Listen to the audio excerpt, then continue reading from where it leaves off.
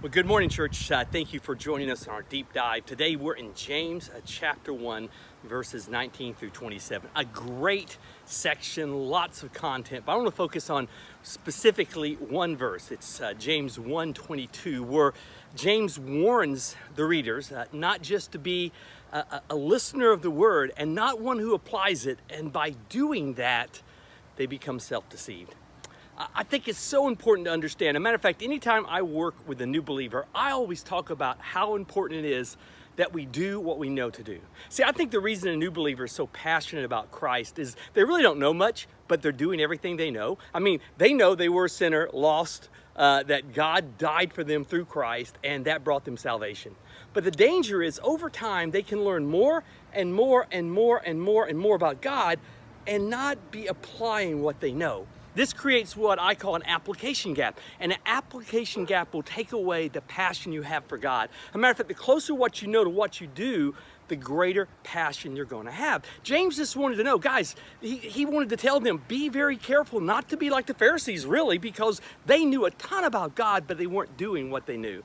I'm in my running outfit. I did a run today, but part of it is just an illustration. Several years back, I decided I wanted to run a marathon.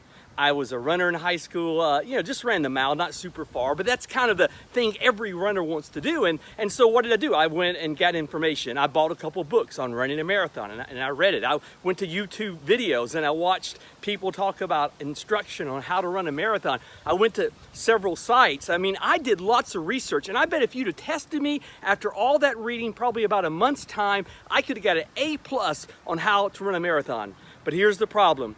If I'd tried to run a marathon, I would have failed because I hadn't applied a single thing. See, I had my plan, but only when I started doing it. I'd run 3 kind of runs every week to kind of keep up my distance, but I did one long run on a Saturday that got longer and longer progressively. And over time, I built the distance, so guess what?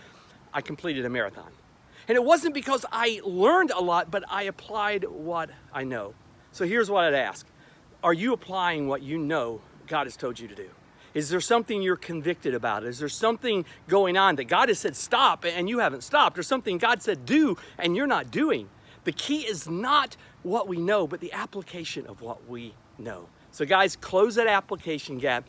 Be that person who is not just hearing, which is great, but doing what God says. Hope you guys have a great day and continue on our deep dive.